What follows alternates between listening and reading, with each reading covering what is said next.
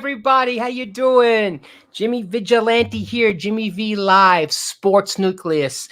And we're going to have on a good guest. Right now, having a little bit of a difficulty getting on. It's not an issue. Boom Boom will join us in a minute.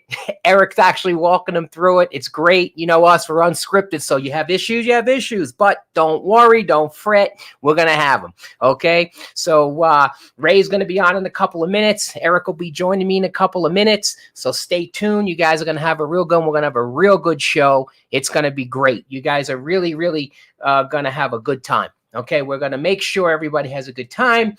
And don't worry about nothing. But as soon as Eric gets back on, I want to talk. But I want to just talk to you about a couple of things anyway. It gives me a couple of minutes to talk to you guys because I want to make sure that everybody is aware of what's going on, okay? Because we're going to have some good shows coming down the pike. And in order to have some good shows down the pike, I need everyone to subscribe. Okay, go to YouTube, Jimmy V Live YouTube. Give us a shout out, give us a subscribe button. That's the way to do it. And it's the best way to do it. And also, I also told you guys in the last time, and I've received a lot of emails from everybody out there. Don't be afraid to email. Okay, you can send emails to me, Eric. I'll send it to them. Let me know what suggestions you have for the show. Maybe you have a couple of questions you want to ask that may not get answered, or throughout the whole time of the show, but we have that as well. Okay, so make sure you do the Jimmy V Live. Okay, go over there. And this is our only sponsor, which is the company here, JVC Food Safety Specialists, Inc. And nationwide, man, we do everything. You name it, from food and beverage safety sanitation. That's who is our main person who pushes this thing. It's our company. So definitely that's the information on that. So the best thing to do once they're ready to come on, I just want to let you guys know one thing, okay? And one thing, what a Super Bowl, huh? Okay, we all expected the Super Bowl, to be, to me, it's not as good as the championship games, but you know what? We do what we have to do. We have to get things moving and have things happen. But I'm very happy of what happened. And, being a Jet fan, you figure that, you're not going to root for Tom Brady, but how can you not? Okay. Tom Brady is what they call the GOAT, right? Greatest of all time. And it's the truth. The guy is, and I don't like to hear the controversies of bad calls. Look, he won. They won 31-9, right? So, hey, nothing against Mahomes. Fantastic. He's the future of the NFL. He's great. He's fantastic. The Chiefs are fantastic. It's just, hey, sometimes who's destined to win is destined to win. But you know what? No big deal. I think that both good teams, but you got to give Brady credit. Come on. How could you not give Tom Brady any credit? You have the guys won with the Patriots. Okay. Being a Jet fan, you think, oh, he's going to hate him. No. Okay. He's won with the Patriots. He goes to a team. And then again, don't forget Tampa, the only home team in the history of the NFL, right? Okay, we have that issue. Now he goes in there and he wins, and he brings Gronk with him. Okay, don't forget the running game. It was a great game all around. I'm not too much of a fan of the halftime show, but hey, I never have been. But that's the truth. But it was a good game. It's the Super Bowl. We have to go with it. Still waiting for Ray to come on, and Ray will be on in a couple minutes. We go on a little bit longer. No big deal. Yeah, here we go. He's a good friend of mine here. Look, he says he's no Eli Manning. All right, come on. Come on. Yeah, I know Eli's the only one to knock him out. I know Eli's the only guy to knock out Tom Brady 2 times. It's true. It's true. Okay. People say, why don't I root for the Giants? I'm a Jet guy. What can I say? But anyway, as we're moving forward, we'll have Boom Boom on in a minute. I just spoke to him on the phone. He's all ready to go. He's anxious, and it's going to be good. You guys are really going to enjoy it. We're going to have a good time with him because there's so many questions. Again, you guys are going to have live questions and answers as we move on. And come on. It'll be a lot of fun. So moving to that, since we're on the boxing mode of things, I was talking to my good friend this morning. His name is Danny, and his son actually boxed with Teofimo Lopez, the lightweight champ now, and they were in Davie, Florida together, and they actually fought, sparring with each other all the way up. And he says, man, the guy was good back then, and now he's the champion. How can you take that away from him? So I'm really leaning into where we're going because that Boom Boom was the lightweight champ, right? Now you have a bunch of alphabet belts. You have like what 6, 7, 8 different types of belts if you name them. I mean, each organization's given everybody a designated title, but hey, to me, one champ. I'm going to talk about that with Ray once he comes on. But one champ is what we need to have. We can't go on with this 4 or 5 different champs. It's a lot about money. I know that, but hey, we're going to keep rocking and rolling as it moves along. But anyway, moving along to different subjects of different sports. Okay, we have a lot. We out here in Las Vegas, we have the Las Vegas. Switch it over here. You guys can see the Golden Knights, right? We have the Golden Knights. The Golden Knights, a very good team here. Everybody, it's another situation that I need to talk to everybody about. What happens? How come that we are in a situation where the pandemic is taking over? Okay. And I see that in a lot of sports. A lot of sports are doing the right thing with it. We know it's a pandemic. We know it's an issue. What happens in the future? I was kind of shocked during the Super Bowl to see cardboard figures. I think it would have been better if you didn't have any figures. It is what it is. We expect to have the Super Bowl with nobody there, but it's we're having a good thing. I'm looking at Eric off the air. He's still trying to get Ray on. I mean, he's coming on. He's giving me the thumbs up there. You want me to put you on, Eric? Everybody's having a good time here. I can put you on. He's laughing. We'll bring everyone on that in a second. Eric, you want to join? Give me thumbs up, buddy. Give me thumbs up, pal. He's talking to him. But hey, things happen like that. He'll come on. We'll go longer. I don't care. This is Ray Mancini. Okay. We got to have him on. He's on. He's coming. And, we're going to do what we got to do. But let's see what happens. I'm waiting for Eric to give me the okay. He'll be coming. He'll be giving me the okay in a minute. But boxing, it's a big thing. Something's going down bad, huh? That's all right. Look. We have boxing schedules. We have all these different things going on. There's the ladies champions too. Okay. Carissa Fields. And I don't know if you guys heard about Carissa Fields going against Layla Ali. That was another thing that was supposed to happen, but Layla Ali's past her prime, and I see it a lot now. I see a lot of the boxing. Okay. Whoever you are, the boxing, what happens is they, there he is. Look at this. He's on. Jimmy. You made it, man.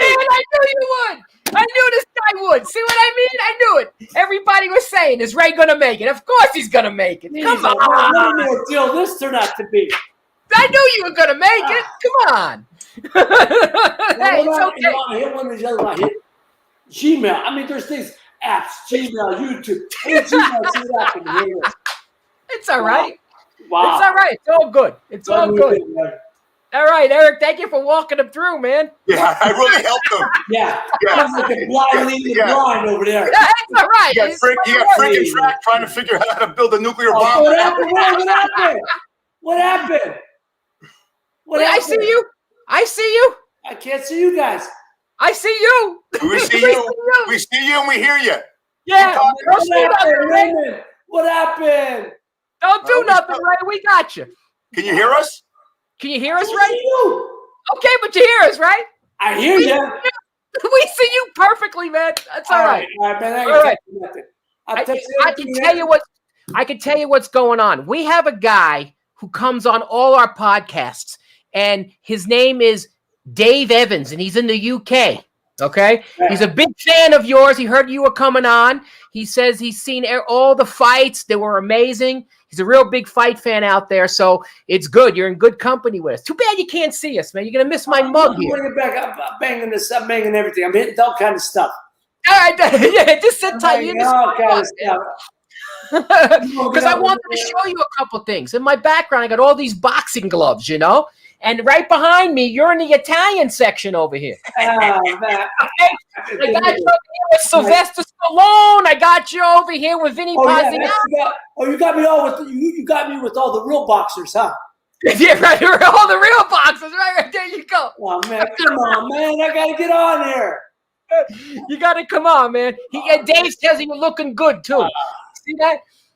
We all age with Ray, what kind of wine you drinking? Is that your own? Actually, this man, this got me. This is actually a Pinot. that my wife had bought. And, so it's not mine, but we run out of mine. I always have mine. I'm hitting all kind of stuff. So I'm just going to keep hitting it until something happens. But we'll do the talking. You look.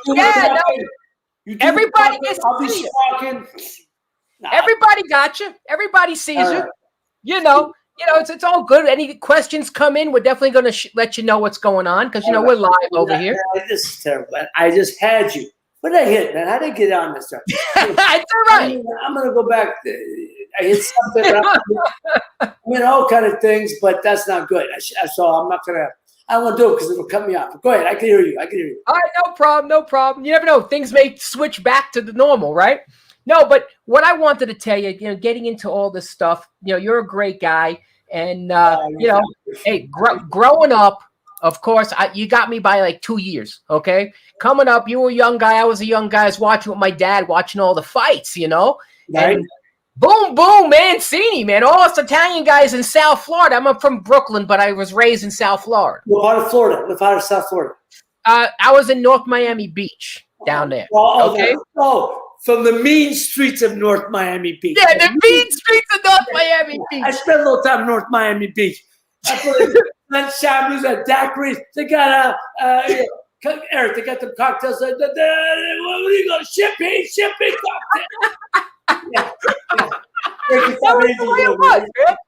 cocktail. Yeah, it's a. I ran around with guys. I met guys named Chiro, Torciello. I mean, all these guys, we're all together. You know what I mean? The Paisan gang. But no, with all good respect, I watch all the time, and I used to really get into, because I was always a boxing guy. I'm not so much what's going on now. I'm not that way. I was always a title guy.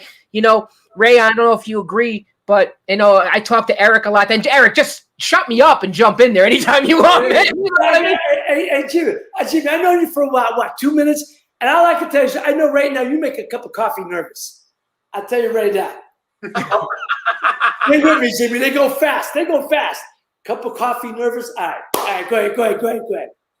No, with all due respect, brother. Did you ever go to Lorenzo Market down there? No, I've never been. I spent a little time, but not down there. I've been down not Lorenzo's Market, but not down in South Florida. But you know what? I got to tell you, there are a lot of people that come in that are down there from up north. Most of Youngstown. There's a large Youngstown community, like in Sarasota, Naples, Fort Myers. For whatever reason, I like the East Side a little better. I just do. I like the East Side a little better. I like Miami, North Miami Beach. I like up there to Lauderdale. Yeah, even north of that to West Palm area. I like the West Side. I mean East Side. But anyhow. Yeah, it's all good. It's all good. Yeah, but my daughter lives now, so I have to go visit. So yeah. All good. It's all good. We're all the same guys. You know what I mean? But I appreciate Eric putting us together. It's fantastic. You guys go back a long time, don't you? I met Eric, 1986, 85. I moved out to LA in 1985. I met Eric shortly after that, through a mutual friend. And, Eric's, I've known him for a while. Yeah. He's a good guy. Don't hold it against him, but, let me jump in here. When I met Ray, I knew who he was. I met him in a nightclub I was bartending at. And what makes him so special is that I never looked at him as a boxer. He's just one of the guys, And he walks into my bar that I'm working at. And you remember the TV show Entourage, Jimmy? With Mark Wahlberg thing? You should have seen Ray's Entourage back then. There's the Danny Flores and the Steve Carmendes and the Paulie DePintos and the Tony Romeos. I mean, forget about it. I guarantee you, Wahlberg got the impetus for that show by knowing Mancini, and we saw, we went to each other's weddings. We saw the kids be born, and he couldn't ask for a better person. But Ray, I got a question for you. Yes, my man. Yeah.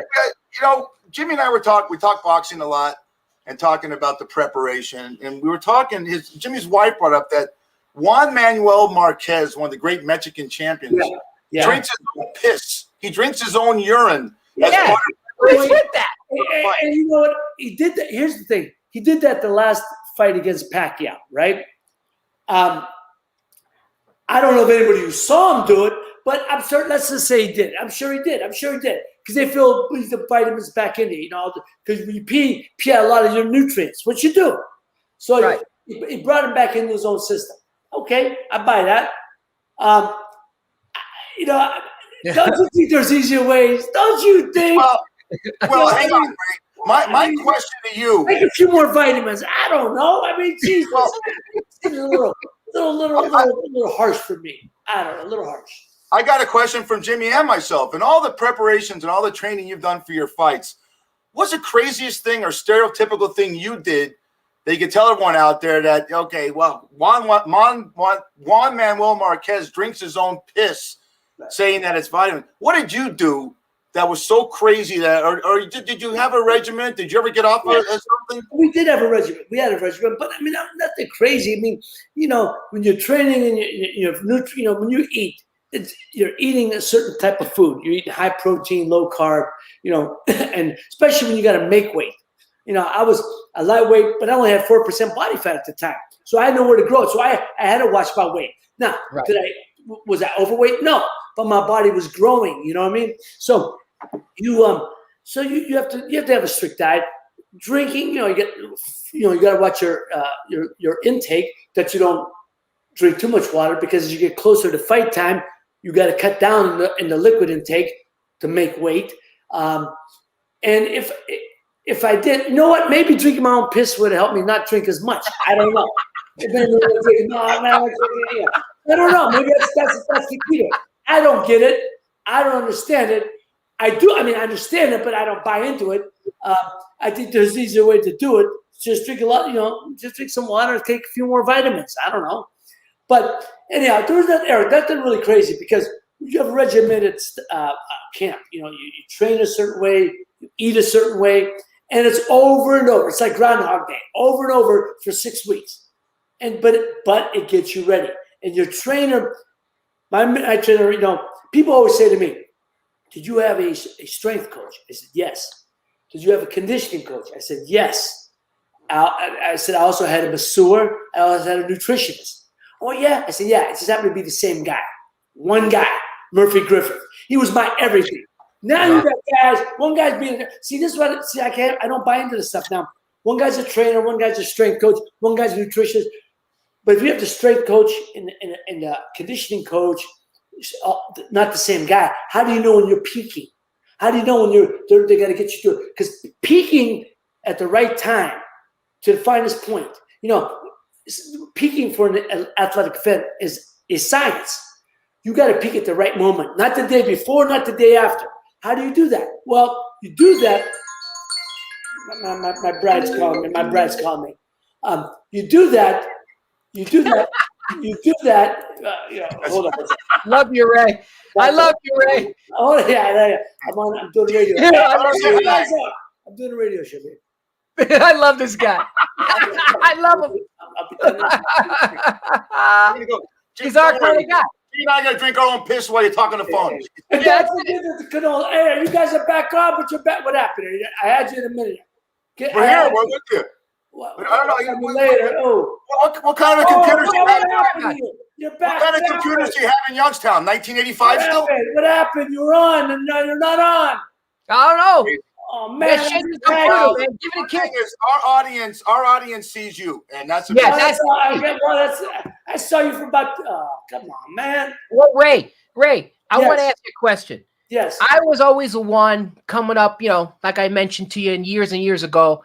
I mean, when you were champ, there was like 2-3 alphabet titles, right? Now you got like 40 of them. WBC, WBA at the time. There's only 2. Now there's like 40 of them. And I hated having another guy say he was champ. You know what I mean? It's hard enough saying I'm the champ of the world, but another guy saying that, well, let's get in and prove it. But now you got, like you said, you got 9 other guys saying the same thing. And it's very diluted, that's for sure. They do it, and they don't go after the number 1 ranked guy. They don't go after the number 2 guy. They make sure they get the guy who they're going to make money with and pad it till they get up. I see a lot of that going on now in the boxing ranks, Yeah. And you got to make 5 titles to get to be the champ, which gets me to a good question for you. You were coming up all those ranks, right? You would come up, you're doing your thing. I loved your style, man. The style was phenomenal. right at the guy. Whatever they're going to give you, they're going to hit you. When you fought Arguello, okay? Right. When you fought him, all right? Yeah, you were winning that, weren't you? Winning that to the later round? I was winning the fight going into going in after the 13th, 12th, going into the 13th round. Even though I got dropped at the end of the 12th, I was still winning on 2 of the 3 cards. It was even on the third. So yes, to answer your question, yes. And he was always Spears takes over. And that was the one thing. And that was the one thing. I tell people, 15 rounds is true championship distance. If it wasn't, I'm undefeated because I was beating Arguello. Even when I lost to Bramble, I was ahead of on all cards after 12th. So I was undefeated, but that's why the true championship distance is 15 rounds. That's right. Gotcha. Yeah, they went down to 12 and all that thing. But I remember that, and I remember at the end of the fight. Okay, and if I remember correctly, because I haven't seen it in so long, but I remember he said something to you. You ever need anything? I mean, he seemed like he was an guy.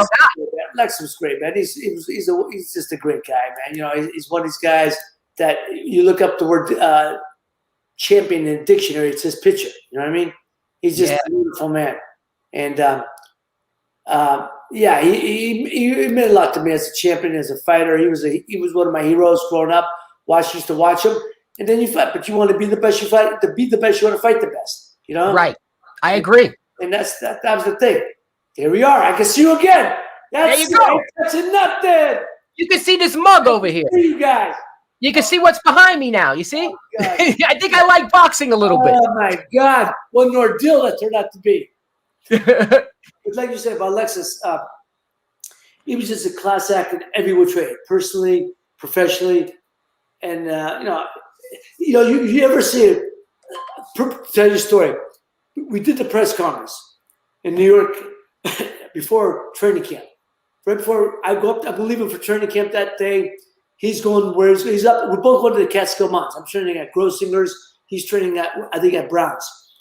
And so the morning of the press conference, I'm going through Central Park like I always do. I lived there at the time.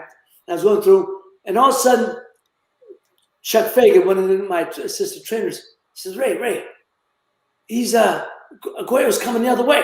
So, you gotta pay. So I put my game face on, running. He comes by, goes, "Hey Ray, how you doing?" I went, yeah, hi, yeah. I said round 1, Arguello. He totally. He's just a gentleman. It's just a business. So I was all hyped up. You're ready to. He says, "Hey Ray, how you doing?" It was like it taught me a lot. Fighting him taught me a lot. Seeing how he was, and then we shared a training camp later on together. We shared the camp and being with him, and it was just a wonderful man. And I'm so happy I got a chance to fight him because, like I said, to be the best, you want to fight the best. I agree with you. I agree with you. I agree with you. And that's why. Everyone says at the time, "Oh, was it too soon? Too soon? I only had 20 fights." Look, I beat the number 6 contender in the world. I beat the number 3 contender in the world. Right. They didn't take no bets in Vegas because I was off the charts. Because he had over Ramirez had over 70 fights at the time. I was my 20. It was going to be my 20th fight, and he had fought Arguello right before that, and he dropped Arguello twice. The fight was in Miami. Arguello gets a split decision. Yeah, no kidding. So they were going to hold a rematch, but Arguello had fights. So Ramirez had to fight somebody. They fought me. They were going to fight me. Then go right to Arguello. Everyone thought, and then of course I shut him out. So they said, "Well, they offered us to fight. Where are you going to go? I beat the number 6 contender. I beat the number 3 contender. Where do you go from here? You got to take the shot. You got to go after take the champion. They offer you to fight." I tell people, people said, it was too soon. What are you supposed to tell them? No, not now. I'll wait a little bit. Ask my father how many shots you get, how many times you get the opportunity. Right. So I don't understand the mentality of the fighters. And now the fighters nowadays, even more so, these guys, for instance, there was a fighter, I'd rather not say his name, but it's pretty obvious. He fought a year ago, January. He wins. He wins pretty easily. They offer, this is January, they offered him to fight Canelo in May for Cinco de Mayo. He turned it down, saying he didn't have enough time. Oh, yo, are you kidding me? You just walked at training camp. He had just got married. Take your bride, go take for a 2-week vacation. Yeah. Right after the camp. You ain't losing nothing. No. Not enough time. He was just in camp. He just fought. He fought. He looked good. He just boggles my mind how these guys think. Yeah, it's different. Now they still keep talking. Oh, yeah, well, one day we're going to get in and we're going to get on. We're going to show them who's the best. Oh, shut the yeah. Hey, not that I can, but can I, like, if I use a little off-color language? Because, Eric, you know, I'm prone to throw that stuff out there every now and then. You're allowed, man. You know. Come on. Oh. Ray, Ray, there's no bullshit with you, okay? All right. I was going to say, yo, what the fuck? Take the shot. Take the shot. Hey, Ray, I want to ask you something. You know, look, I've talked to you throughout and been to your fights, and you're a wonderful student of the sport of boxing since you left it. But we just witnessed something Sunday, whether you like him or not. When you live during a time when you witness maybe one of the greatest players in their profession, Tom Brady winning the Super Bowl, what boxer at any weight class do you think is the greatest, is the Tom Brady that you witnessed in your lifetime and say, you know what, I'm good, but this guy just dominated and would dominate now and back then and through any type of time period? There's only a few fighters that could, I mean, there's a lot of fighters that could transcend eras, you know, for the 20s to the 30s. Some guys just say he was a multi-generational fighter. You know, Joe Louis, Ray Robinson, Henry Armstrong. You know, now when they talk about the greats, I'm a boxing historian. Harry Greb was a killer back then. But they talk about now he's ranked number 2 or 3 greatest middleweight of all time. Tell him why. I mean, nowadays you got guys like, people don't realize how good like a James Toney was as a middleweight. Right. James Toney. I tell guys, James Toney. Oh, are you stupid? I said. This guy gives a master class when he's in there. A master class when he fought defending guys. Then he went all the way up to heavyweight because he could do it. Because he could have a skill level.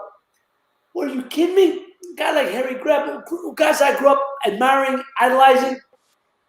It's a different era. These guys couldn't do it. They couldn't. So you can't have talks with these guys, certain people. Ed O'Neill being one of them. Eddie, I love Eddie. He's my dear friend. He's a boxing historian. He's always arguing, oh, my God, he would have gone 3 rounds at Harry Greb. He would have won 3. Oh, but he stood. Come on, stop. So when you see these fighters of different eras. Now, when I fought in the 80s, there's the guys. Ray Leonard was the finest fighter of my generation. Yeah. Sure. Now, Duran was before that. Now, I would say Duran, but Duran was before that. But with the Duran moved up, beat him for the welterweight title. Duran moved up later, won the junior middleweight title. Moved up later, won a super middleweight title. Come on, man. Started at 135, went to 175, at 168. I mean, so these are how great these fighters were. Those are multi-generational fighters. But there are certain fighters who say, but what happens? Even Ray Leonard got beat. Duran beat him.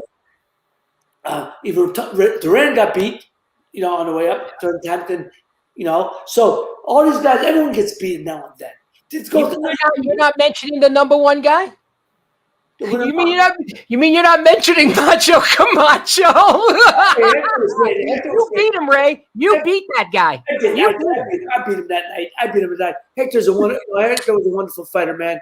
Hector's a wonderful fighter. I'm trying to get outside here. And a wonderful fighter. Yeah. Special fighter. Look, as far as Latino fighters, top 15 Latino fighters of all time. And people go, top 15. They act like you're saying something that's disrespectful. Of all the great Latino fighters then and now, to have something in the top 10, top 15, that's such an admirable quality. There's so many great ones. So, you know, top 30, top 40, all-time great, all-time. So, yeah, Camacho was great. There's so many good. But like you said, of my generation, probably Ray Leonard was the best of my generation. Even him got beat. Even he got beat in his prime. Yeah. So Camacho beat him. Well, later on. Yeah, that's one of the fights you don't talk about. That's one of the fights. Look, we all know if he'd have fought when they were supposed to fight. I mean, if they had fought, come on. We know that. That's when you talk about one staying on a little too long. Well, if you're, he fought kid from Canada.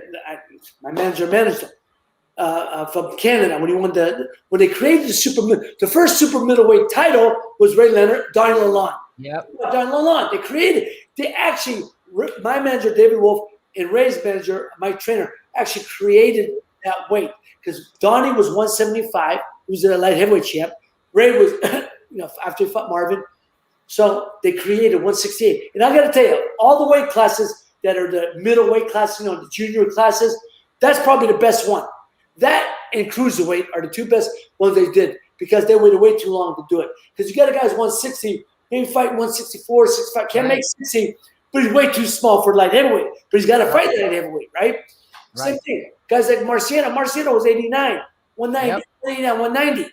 Fighting heavyweight. So those are the two weight classes. But super middleweight premium is the best new weight class they created. That was probably the best. And so anyhow, but those are the guys, like I said, Ray Leonard probably used him general. But when you talk about the fighters, they're talking about the fighters now only have to go 12 rounds. Any 10-round fighter go 12. Any 10-round fighter. You can get out the last 2 rounds if you have to. Very few can go 15. Very few. And that's why when you talk about all-time grades and this guy, you like to think that a Pacquiao, a Mayweather can win 15. We like to think that. We don't know, though. We don't know because they never had to. Right. Never had to. So how do we know? So that's it. They always wait till after the prime, Yeah. Hey, I got a question from Dave Evans. He says, what was your favorite knockout that you remember? Look, I had a lot of good fights. I guess the one that was the knockout of Orlando Romero, September 15th of '83 in the Madison Square Garden.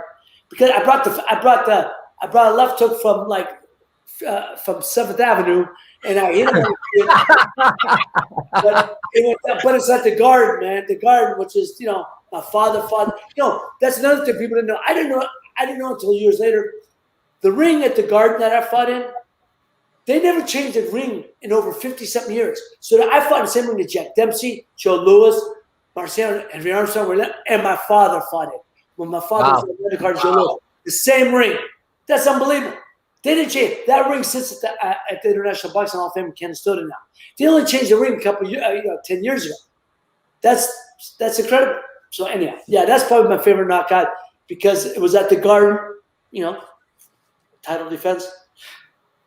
Ray, we're going to talk about you in the entertainment business because, I've seen you act, Body and Soul, and Search for One-Eyed Jimmy. You've got a nice cachet of films you've done.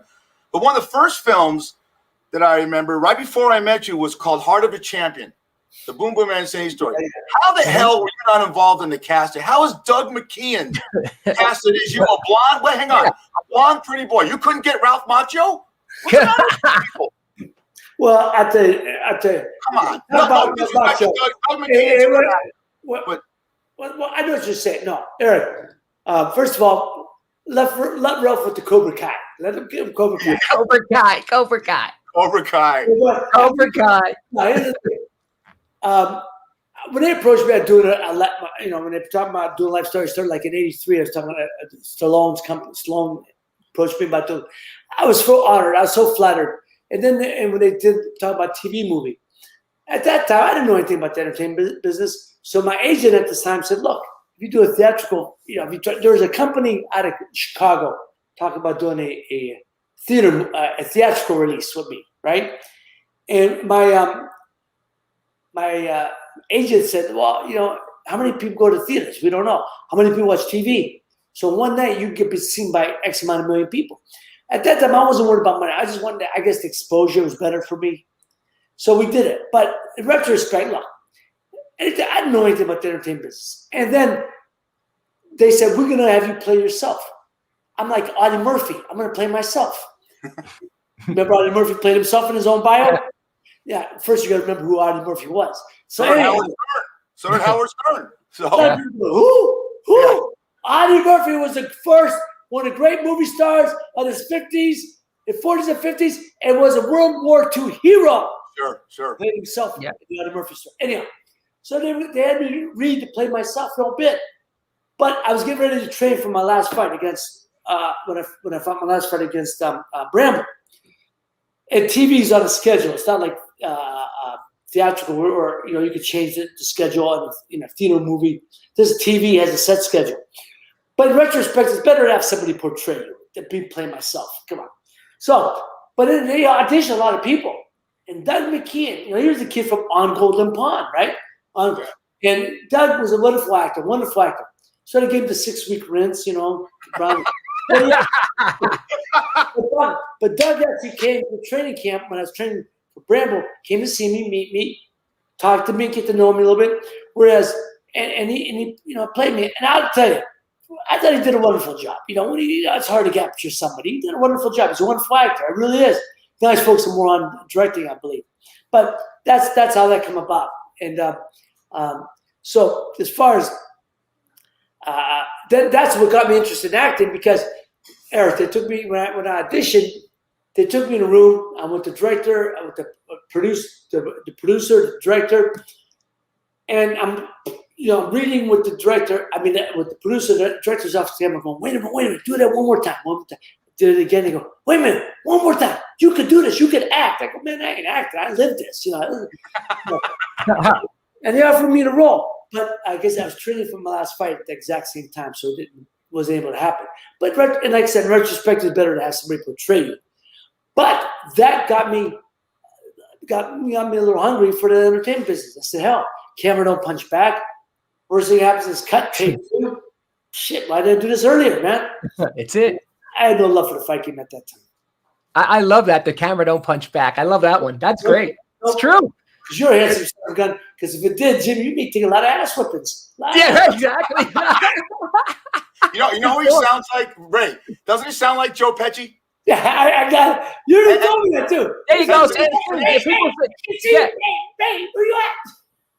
Today is Joe Pesci's birthday. Yeah, today's his birthday. Yeah, today's Joe Pesci's birthday, and we're honoring you, Jimmy Vigilante. You sound like him. There you go. Hey, yeah. Ray, you know what I said? You've been the champ, right? You've met so many people all over the world. You've been all over the place. Great. There's one thing that I can tell you today that you'll never experience again in your life. What's that? Okay? You're meeting a real vigilante today. How do you like it? There you go. But no. You know Jim Tressel, Coach Tressel? Yeah, Coach Tressel. He's actually calling me. Ohio State coach? But Coach Jim Tressel doesn't think presence over Jimmy Vigilante. There you go. Youngstown State, Ohio State. Wait, we love you, Coach Tressel. Yeah, Youngstown State now. Yeah. Get to him. You're good, buddy. You're good. My favorite I say, Tress, man, I'm on the phone, man. Hey, Ray. I want to share something with you, Ray. I told this to Eric not too long ago, and I mentioned it, but this is a great boxing thing, and you'll love it. The moral of this story I'm going to tell you is you always trust what people tell you, because sometimes it may benefit you. You don't really, he's full of crap. What happened was my father-in-law, okay, years and years ago, he moved out here, and he got a job. He was a banquet guy out there in one of the hotels, and he meets this other guy. And they come up the ranks, and the guy goes, I'm going to be a boxing trainer. I'm going to be a boxing cut man. That's what I'm going to do. So, my father-in-law says, no, okay, no problem. It goes down. So years later, he's telling my wife, Sonia, and he's telling her, hey, look, I could get you tickets front row to any of the fights here in Vegas. And come on. We said, come on. It's not true. It's not true. And then years down the road, the gentleman's name was Rafael Garcia. Okay. I know Rafa. Okay. So we go to his funeral. I said, I can't believe this. I'm meeting all these guys here. I could have gone there. I didn't believe my own father-in-law. You see that? Unbelievable. So yeah. And he passed away a couple years ago, but yeah, I was there and it was amazing. Everybody, boxing. I couldn't even identify how many people were there. You know what I mean? Right. It was just amazing. But I'll never do that again. I swear to God, when someone tells me they're going to do something, I'm going to, hey, Well, it's funny because Vegas was it in the 50s and 60s when what's the name, opened the gym out there, the most famous gym. No, what's the most famous gym? It's retired now. It's still there. There's one downtown. I know there's one downtown. The old trainer. Eric, what's the name? It's still there. I know exactly what you're talking about. It's tripping my tongue. Name, the old trainer. And I think it's on Charleston. If I'm not mistaken. I think it was name. Yeah. So, synonymous with Vegas box. And actually used to train and work with Sonny Liston years ago with Sonny. And so he had the great gym out there. And I actually trained there when my first fight in Vegas was in 1980. I fought the Silver Slipper. If you remember at that time, the Silver Slipper was the weekly show. There's only 2 places in the country doing weekly shows. Every Wednesday night at the Silver Slipper, every Thursday night at the Olympic Auditorium in LA. So I fought up there July 23rd. I remember that was July 23rd. And we're staying at oh shit, I forgot what the hotel was at the time. Not the Castaways, maybe the Castaways. And I'm training there, and I fight the Silver Slipper, and I fight this kid from LA, black kid, and I knock him out in the first round. So they said, "Hey, you want to fight next week?" We said, "Yeah, we're right here, so let's stay another." So we stayed, trained, and what was the gym? Jimmy, not Jimmy. I think okay. And so I said, "Yeah." So we stayed, and then I go in there. Now at that time, I was knocking everybody out. Not a lot of guys. The guys I shouldn't have been knocking out, I was knocking out. And you knocking out the right guys, knocking out guys I shouldn't have been knocking out. Guys are supposed to give me rounds. So I was knocking a lot of guys out early, first, second, third round, not getting a lot of rounds. So my manager says, my trainer says, we got to get him somebody who could go take him rounds, take him the distance. So they give me the kid from LA and Johnny Taco. Thank you, Jamie. Johnny Taco. Jamie, thank you very much. Jamie Noon. That's my sister. So I'm training at Johnny Taco's gym. Meet Johnny Taco. Johnny was there. Johnny was a fixture, right? Nobody ever was out there but Johnny Taco. So now I fight the following week, and I'm fighting the kid from LA. They bring him in, named Jaime Nava. My manager says, "Look, you ain't knocking this guy out." He's thinking, "Oh, I'm going to knock him out. I'm going to knock him out." Yeah, you ain't knocking him out. Nobody knocks him out. You fought this guy. No one knocks him out. I'm going to knock him out. Okay.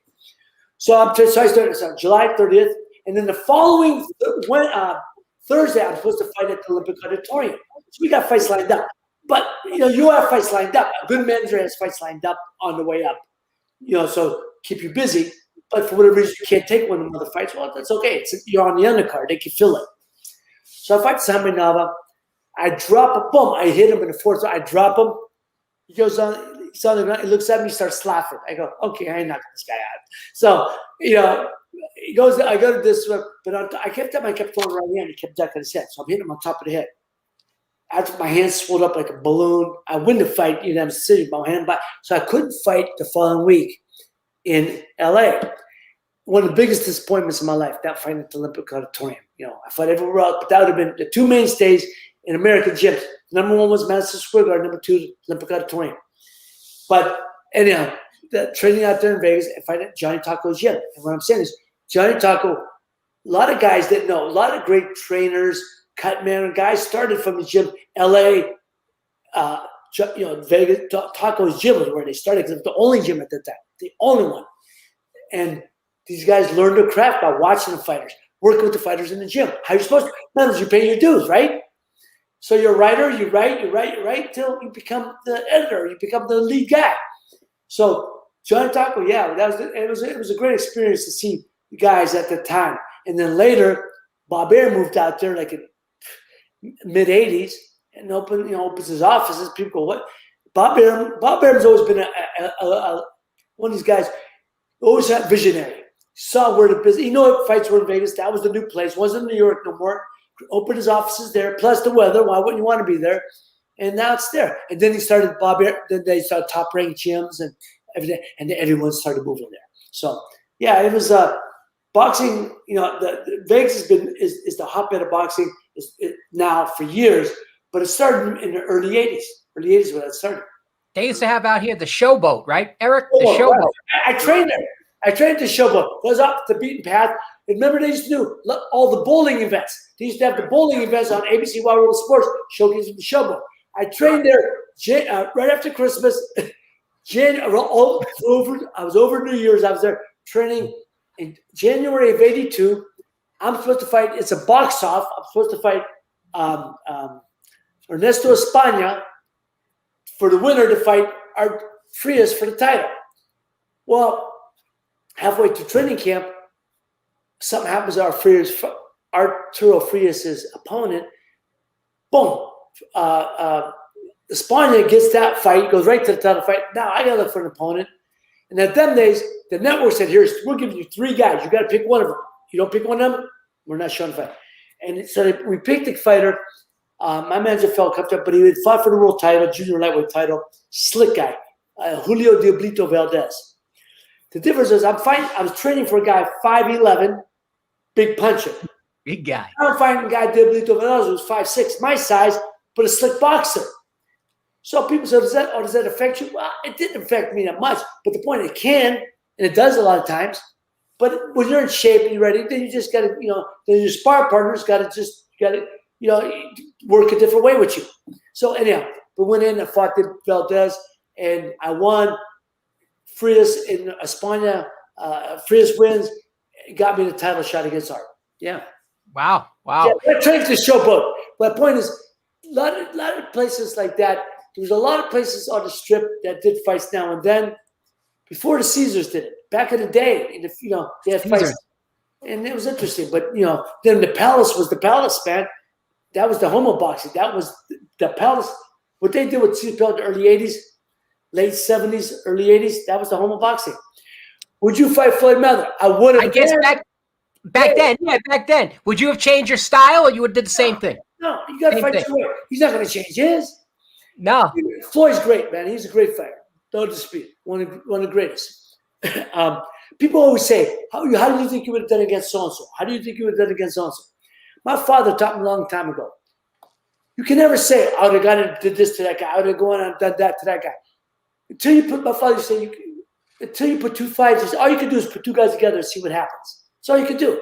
And since it didn't happen, why talk about it? It's nice to think about it, but you can't say, I would have done this, I would have done that. So the point being is, I always say Floyd was great, but Floyd was a counterpuncher. The only way you beat a counterpuncher is pressure. I was a pressure fighter. The only way you beat a pressure fighter is by counterpunching. So it would have been one of them 10 fights. He's special, very special. But you know what? Don't know. I'd like to think I was a pretty good fighter. We just see what happened. He was a hell of a fighter. I used to be a big fan of his when he was on the way up. Junior lightweight. He was knocking out guys. He was beating guys, not even knocking them out. Beating guys he had no business being in the ring with. He had so much experience. He was at 13, 14, 15 fights. He was beating these guys, and he was not just beating, he was destroying them. I was a big fan of his. Then somewhere along the way, he got complacent. Yeah. He just started dialing it in. He was just dialing it in. He wasn't putting on the show. Do you remember he fought a guy, and Eric, I know we spoke about it. He was fighting a guy, and I was with my wife and walking at the fair, the Italian fair, which is really not an Italian fair here, but we were walking down the Italian fair, and all of a sudden he's fighting this guy, Mayweather, and the guy turns his back on him, and he slugged him, and he knocked him out. I forgot who that was. No. Yeah, Ortiz. Ortiz, right. Not Virgil Ortiz. Victor Ortiz. Victor Ortiz, and he knocked him out. Victor Ortiz, I like Victor Ortiz. He's a good guy. Victor Ortiz, though, gives new meaning to the word stupid fighter. First thing they teach you is you don't drop, protect yourself in the backs. You don't turn around. But people don't know. No, you didn't turn around. Here's what happened. If you remember, during the fight, he headbutts Floyd. Right. He headbutts him. Floyd looks at the referee. The referee gives the guy a warning. Oh, okay, I'm sorry. Boom. Headbutts him again. Oh, Floyd. They come over. Take them, give him the squat. So what's he do? He walks over to Floyd and tries to kiss him. Are you shitting me? He walked over to give him a kiss. I never knew that. He comes over and he gives him a kiss. Like, are you shitting me? What happens? Now they tell the referee says, box. Well, as that mouthpiece fell out, so now they go out there, Floyd, his mouthpiece falls out. They break it up. The kid's looking at the corner. He's looking at the referee. Floyd goes right over, and walks. He's turned away, but he's not. Then on his back, he's turning away. But he's the dumbass. You're supposed to protect yourself at all times. Floyd did what he was supposed to do. And people go, oh, why? That was unfair. No, the dumbass, that dumbass didn't deserve to be champion. That was the stupidest thing any fighter ever did. That in the middle of that, tried to headbutt him, then kiss him, and then look away. What are you? Come on, man. I know. You should have kissed him. Kept your eyes closed when you kissed him, but that open him up. Hey, Ray. Ray, in the time we have left, tell us what you're doing now. Tell us, everyone, what you're doing. You and I have talked about, you're still involved in the entertainment business with your son. Got a couple things in a hopper. It's hard to talk about because, if they don't, until they come to fruition. Right. I'll come back on the show. We can talk about it again. Absolutely. Anytime. I got a couple of things in the hopper, but we're doing on Netflix with a series about Youngstown from the 60s, 70s, to 80s to now. And so, Eric, we're trying to make it so bigger. No, look at Youngstown. Yeah. You know what? Oh, let me tell you something about Youngstown. I don't know what he was doing. Youngstown has one of the biggest. I don't know. Well, Youngstown. He's pushing the Raiders too. And Youngstown has one of the Youngstown in there, but he's still pushing the Raiders. So Youngstown has one of the biggest booster clubs of the Raiders in the United States. This kid Ricky Van Noord lives in Boardman. He's got 200-300 people who live in Youngstown that are big Raider fans, and they get together every weekend. Growing up, people always say, "Well, you're a Pittsburgh Browns fan." Growing up, I was neither. I was an Oakland Raider fan at that time. Right. I remember Sistrunk on one side, Dave Rowe on the other. Yeah. Sistrunk was in the middle. Rowe on one side. You had Villapiano. You had Stork, Hendricks. Who's calling you right now? Is that John Madden? Oh, hey, I'm on the show. I'm all busy over here. You need a secretary. You need a secretary. Yeah. Here's a good question. What do you think of this one? Oh, God. It's UK. So wait, last question for me. Fury or Joshua? You know what? Fury, I'm not sold on the guy at all. Big, strong guy. Don't get me wrong. Move. He's not a great fighter. What the hell am I? He's not a great fighter. Big, strong guy who can move. But I think he's good for boxing because he's entertaining. You know what I mean? Joshua's more of a stylist. I think Joshua gives him problems because he's tall, he's a tall guy. Yeah. He's 6'6", 6'7". He's got more of a style, straight punches. Fury does all the bullshit. Fury would beat Wilder 9 out of 10 times. Wilder would probably boss Joshua 9 out of 10 times, but Joshua, I think, beats Fury. I think so. Do you think Wilder would have beat Joshua? I don't know. Joshua gets caught like he did against Ruiz. Right. And when he fought him the second time, he fought like a scared rabbit. But when he fought the last guy, he fought the Russian, Povetkin, I think. Yeah. Look good straight.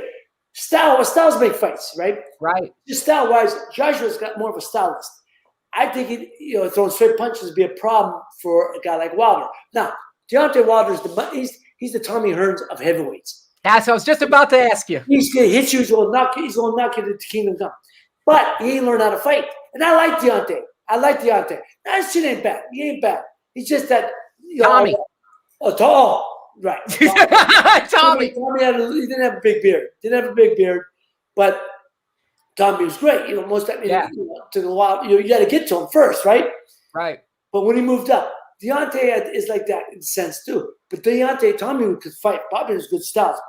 Knew how to box growing up in the Kong gym. Deontay didn't learn how to fight. Everything was power. Everything was that punch. He should have set it up, which he never did. So he thought anything he hit was going to knock out. Well, most of the time it happened, but you got to learn how to fight along the way. I hope he goes back. He gets himself together because he's a good guy. He's good for boxing. He's good personality. I like him. So he's good. But I think Joshua beats Wilder. I'm sorry, Fury. That Tommy Hearns and Hagler fight was unbelievable in the beginning, man. That was unbelievable. I was there. It could, when the guy starts off like that, it can't go many rounds. Can't go. Unbelievable. 3 rounds, man. I was there, front row. But if you heard about since Tommy, they said Tommy's legs, he was overtrained, he going into the fight, which looked like because we went in there to try to go toe to toe with Marvin Redford and jump, And he said, Tommy said later, he said, look, I had no legs, so I knew I wasn't going to be in. I wasn't going to be able to stand up long, so I admire that. Hey, so we're still talking about it, right? Or he could have moved or ran and dogged it, like a dog, but he didn't. He went after him. He was supposed to. You got to admire. Great ones. Great question for you. Okay, your division now. Okay, seems like it's the hottest division right now, lightweight, right? Okay, you got Lopez, you got all these guys. What do you think? Okay, put all the nonsense of all these titles aside. The boxer as it is, who do you think is like the all-around best lightweight guy right now? I think, you know what? Teofimo Lopez beat Lomachenko. Right. He did this, he did that. He beat him. Don't get me wrong. But it was 7-5 rounds. Look, the first 6 rounds, Loma did absolutely nothing. Right. But he might have got the second round because that's a fight where we used to say, the old type would say, one guy's scared, the other's glad of it. I mean, one guy does nothing, the other guy does less. Loma did absolutely nothing. Now, Lopez stalked him throughout. So he should have won the round. But second round was questionable. So say you give 1 round to Loma, that's 5-1, right? But round 6 to 11, Loma won every round, and then Lopez won the last round. So if you called it a 6-6 draw, I'd have been okay with that. Right. If you said 7-5, okay. But the one guy added like 9 rounds. I mean, stupid. The judges out there, the judges. There's a problem. That's the problem. You got judges out there now. Everyone on the take. They're doing business. Now, doing business as a judge ain't new. They've been doing that shit for years. That from way back. But when it's so prevalent now, so obvious that, the Nevada Commission used to be the #1 commission. Boxing was Nevada was the #1 commission. Boxing was the best there. Now since my guy left, now he went over to MMA, head of MMA now, commissioner. I used to be the boxing commissioner. Is it not Mark Ratner? Mark Ratner. Before Mark Ratner was Sig Rogic. Right. Now you got some guy I don't ever met, I don't know, but they're allowing judges that are, they're allowing judges. You got people who are on the table that are known. That's not like secret. It's known. It's been known. And it used to be when you fight, like you say, Eric, your camp and Jimmy V's camp. Okay, you give us name of 5 judges. Jimmy, you give us them, and we take the top 3 out of 5. If you both agree on 2 of them, we agree. And if you don't, then the commission decides. Nobody's decided on these people that are in there, and everyone knows who they are on the take, and yet they get these big fights. So that's it. The credibility is terrible. Yeah, we always used to say, "What fight are they watching?" I mean, it's one thing if they're close, a couple rounds off, but 8, 9 rounds off, it's crazy. It's business. They do business. Everyone knows that. But like I said, Nevada got to straighten themselves out, man, because they're becoming a joke now. They used to be #1 for years, now becoming a joke. They're becoming a punchline for many people. And who's the greatest announcer of all time in boxing? Let's get ready to rumble, right? You're a friend of mine, Johnny Addy, Jimmy Lennon. Jimmy Lennon. I was about to say Jimmy Lennon. There you go. Jimmy Lennon. Those are the greatest. You talk about the Olympic Auditorium. That's Jimmy Lennon in LA. Yeah. There you go. Johnny Addy at Madison Square Garden. You know what, though, guys? Hey, Michael Buffer has that right. But I'm going to tell you, Jimmy Lennon Jr. is right there with him. Yep. That's a pick 'em, man. They're not one better than the other. Jimmy Lennon Jr. is as good as you get. You ain't getting nobody better than him. But Michael's great too. So here's the problem with when you got with the boxing Hall of Fame. You got notable fighters who should be in. You got notable trainers should be there. When you got commentators getting in there as they should, non-boxing contributors on it, but before these fighters, that's a problem. Now people say, "Well, we vote fighters, contributors. It's all separate category." I got it, but fighters are what should be in the Hall of Fame. Yeah, announcers should be too. And everyone that's an announcer are in the Hall of Fame or going to be in the Hall of Fame. Are in the Hall of Fame, I should say. So, but when you start looking at when people start talking about the announcers, they're in, let's get ready to rumble. Remember that more than the fight. Then you got to, That don't say much about the fight, that does it? You know what, guys? Those are ring announcers. I grew up. I still think Howard Cosell was one of the best boxing announcers. But he wasn't an announcer. He was a boxing report, from the ringside commentator. Ringside commentator. Ring. Johnny Addy. You got, like I said, Jimmy Lennon Jr. Then you, my wife's over texting me. Did you feed the dogs? Oh, I'm on the phone. I'm on the phone good. over here. Hey, brother, we got to have you on again, man. Yeah, it's great. When these things come to fruition, Eric, as I told you, talked about, I'll be able to announce them and so yeah. When you get to Vegas again, look us up. I'd love to meet you, man. Man, I'm still with it. Southern Wine and Spirit, Glazer Southern Wine and Spirits. Now, for my bourbon, we're negotiating with beer. I did with Larry Ruvo. Larry Ruvo is now the retired ex-president, good friend. Get my bourbon. I have an award-winning bourbon, and it got the bronze medal in the Bourbon Olympics. Did you know there's a Spirit Awards Bourbon Olympics? I didn't know that. Did you know that, Eric? Every year, every February in San Francisco, they do these. They call them Spirit Olympics. Yes. And they have different categories: gin, top. Mine got a couple years ago. 3 years ago, we got the bronze medal for the bourbon. So I was telling him. So Larry was bringing it. We were negotiating to get it out there. And part of the deal is I come out, make appearances at a couple of hotels, a couple of casinos, and then this thing hit. So we drink electric ice together. That's my wife. Is that your bride? Yes, my bride. Soda, put a little bit of boom boom bourbon in them electrolytes. Yeah. Boom boom bourbon. Yes, boom boom. People say, "What's the name?" I said, "Are you kidding me? Boom boom bourbon. What else?" Yeah, there you go. You got it made. That's unbelievable. It's award-winning bourbon. It's not a bullshit bourbon. It's award-winning bourbon. Sure. Hopefully, so my point is to answer you, Jimmy, when we get it out there, hopefully it'll be out there. I'll be doing the Dog and Pony show, and then I'd like to come by and see you guys. We can do it in Poison. We can do the show in Poison. Yeah, absolutely. Absolutely.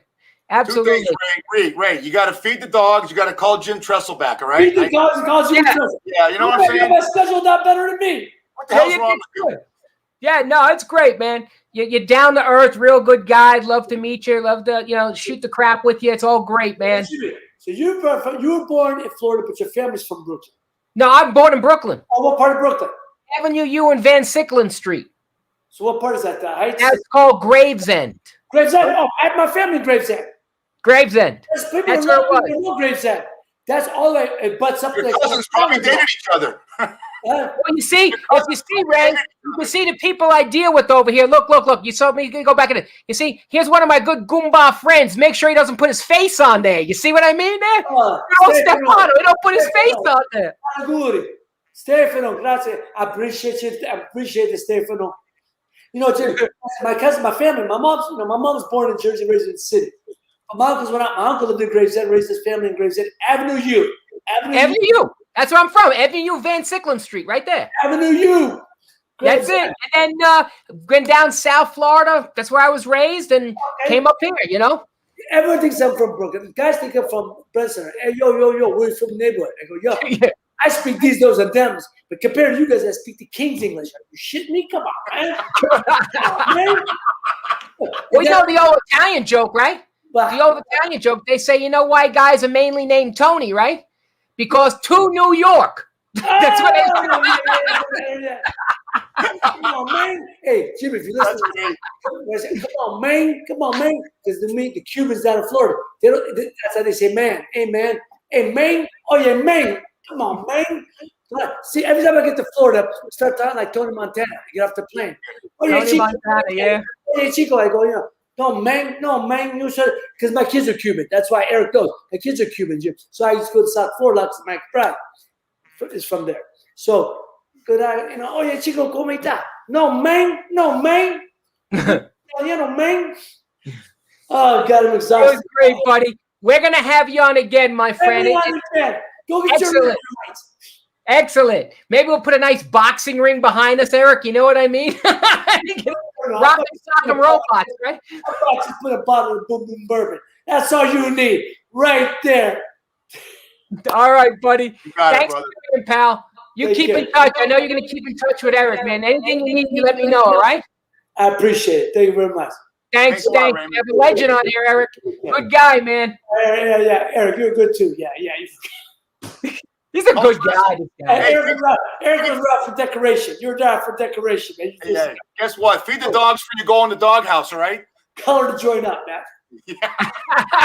Take care. Color to join up a little bit. All right, buddy. The great, the fantastic, Ray Boom Boom Mancini, man. You can't ask for anybody better. There you go. Take care, buddy. Keep in touch. All right. Bye-bye. Thank you. Hey, buddy. Eric, what a trip. Wow.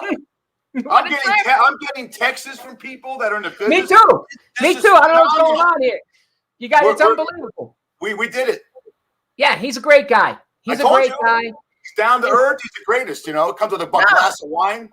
And this is why we call this show unscripted, okay? We don't play with, hey, Ray, you can't say this. No, we don't do that nonsense. You speak from your heart. You speak what you say.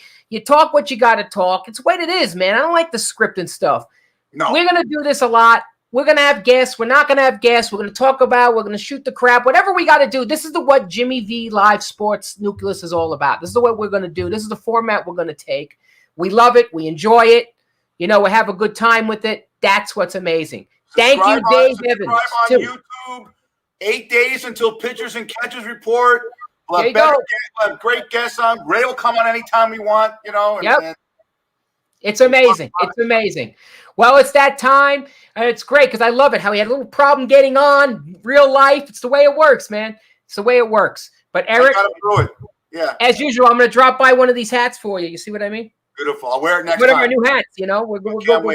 I cannot wait. What a great time, buddy. All right, pal. You keep in touch, my friend. All right? I will. All right. Not that we live by 4,000 miles apart, you know. Right. Talk to you later, buddy. You know, hang on. Ray comes out. He's going to want to stay at your house. You know that. Yeah, right? You got a mansion. Put him out by the pool. Yeah, there you go, right? Yeah, all right. Wish I did have a mansion. But anyway, I want to make sure everybody, if you like this, don't forget to subscribe for us now. Right there. Go down there and subscribe to us. Okay? That's it right there. That's what we want. That's what we want to do. Anyway, thank you, Ray Boom Boom Mancini. And thank you, everyone who put forth and all the questions and everything, comments. Till next time, we'll let you know. We'll have another special one coming up. Eric, have a great week, buddy. I'll talk to you soon. You too, buddy. Thank you. All right. Bye-bye, buddy.